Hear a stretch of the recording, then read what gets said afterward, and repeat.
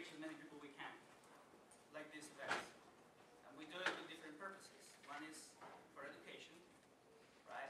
Everybody that's here today has learned something about the organization, has learned about migrant workers, immigrant workers, and how the organization deals with all these situations, how we try to incorporate everybody.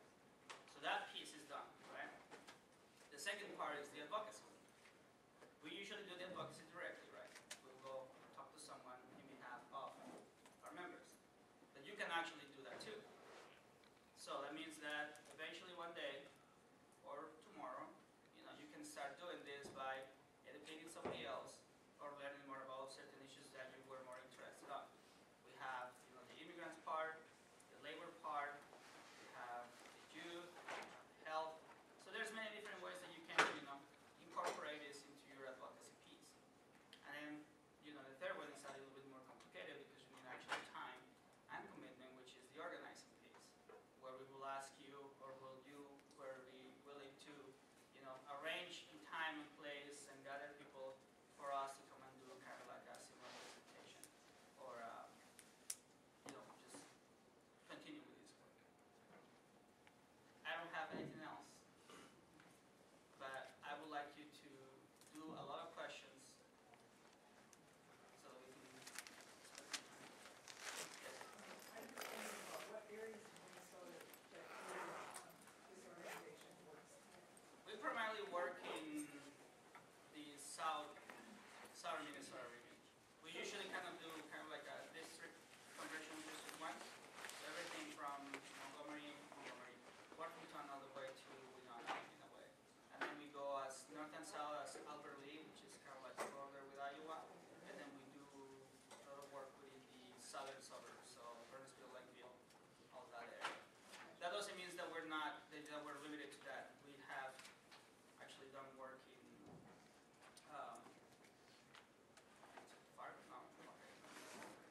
what's the other one? But we basically go wherever people ask us to go. We try to do this in assessing the situation while we're going there, who's actually going to be involved and what the purpose of this visit would be. So yeah, we'll learn. We've actually done a lot of work. So yeah, we can go anywhere. Thank you for your presentation. One of the things in my class that we've explored historically is how Latino organizations have debated among themselves their relationship to immigrant workers, particularly undocumented immigrant workers. How does Centro Campesino kind of address issues of undocumented immigration and the larger immigration debate? Yeah. Well, one is, for our membership at least, we don't ask that question. But we know that there is a very big need in terms of just everything immigration related. One of the things that we're starting to do, for example, right now is that we have always talked with and worked with different organizations at state level to kind of like work together for a immigration reform. But we haven't accomplished it, obviously. But at the same time, we always kind of see this goal, but we all have different ways of how we want to accomplish it. And there's also a lot of disagreement and discussion in terms of what an actual immigration reform bill should have. There's some people that highly agree with some. There's some people that highly disagree on the same thing. And so there's almost this kind of a constant battle of negotiation. So one of the things that we want to do at the state level at least, and we're starting rolling with this, we have a meeting on Wednesday in Owatonna, is that we want to look at immigration in a different way. We know that there's going to be all of these organizations across the country who are always going to be actively working towards an immigration reform. What we want to do is bring this down to the state and say how immigration affects us: health, labor, education, housing. See who's actually doing certain work that covers those areas, and start creating creating an advanced agenda for the next 2-3 years on how everybody can cover their same work and still doing the same advocacy, still doing the same immigration related work, but concentrated more into let's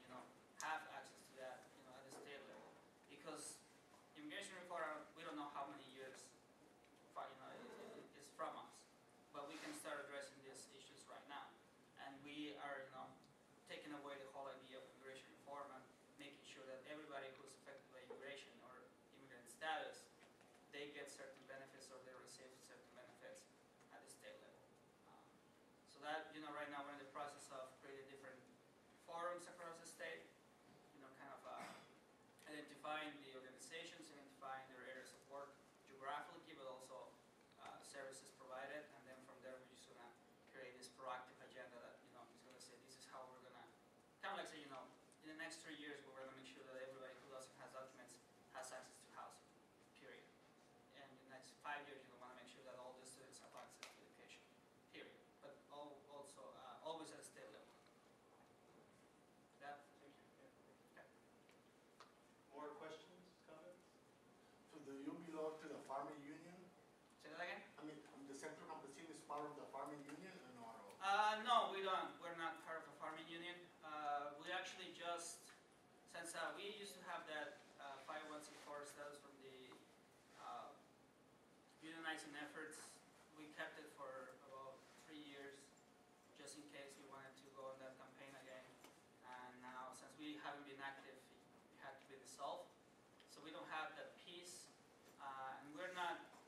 I mean, we don't belong to another organization. We're independent, but at the same time we collaborate with different organizations. Like in terms of immigration bills, for example, there is one that targets specifically the agricultural workers. It's called the Ag Jobs. And we've been working with the UFW, FLOC, PECUN, many different national organizations around that since 2004, I believe. So, we do it in a different way, but we're not a farming union.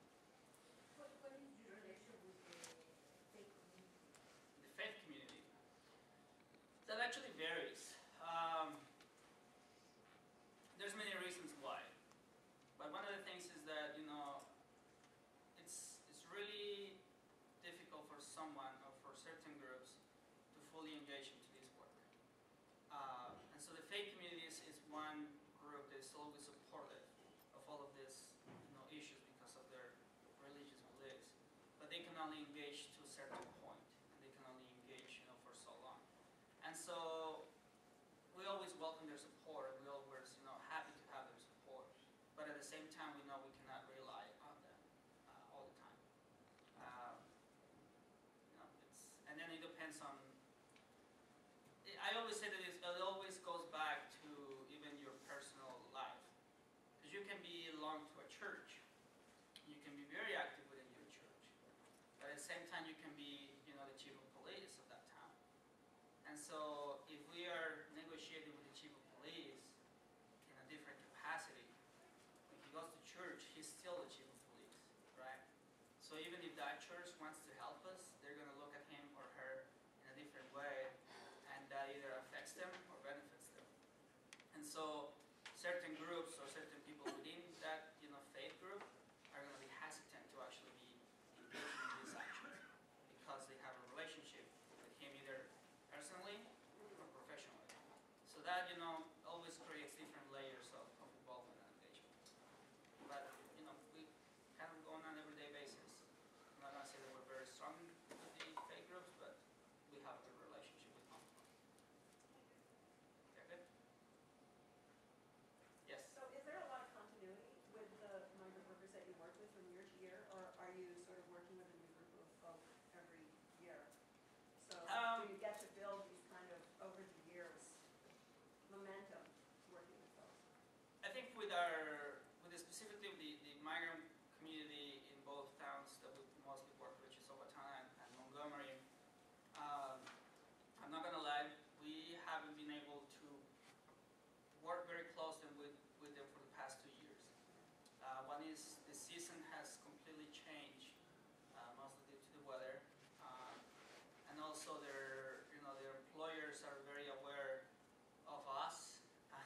And so whenever we start doing community organizing efforts with them, they either change their schedules. I mean, they do different tactics to make sure that we don't have full access to them. And I think at the moment too, I'm not going to say that every single problem has been solved, but it seems like they have come to a position or a situation where they're comfortable enough. They don't feel threatened. They feel fine with their housing. They feel fine with their pay. There's definitely room for improvement in many different areas, but one of the things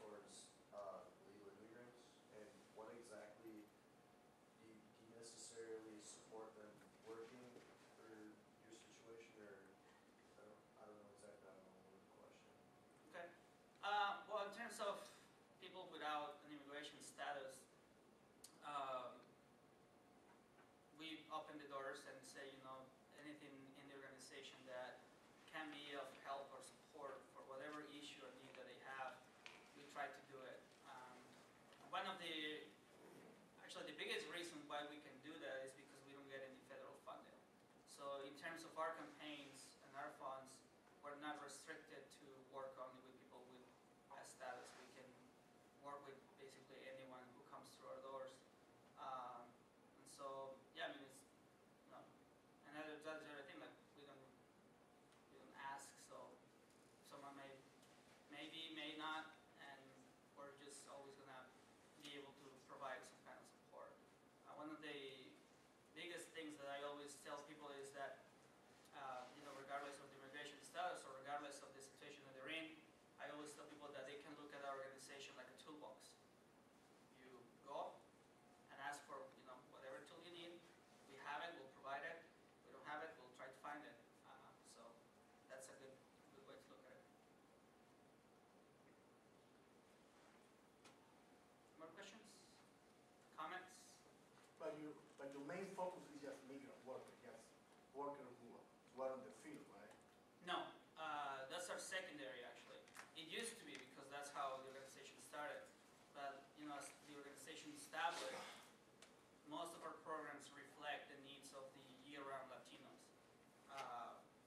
So for example, the migrant workers are only here for 5 to 6 months. We, let's say, our access to them is very limited. We still, do work with them, but we don't have at the moment, for example, any campaign that is, directly designed, for their benefit.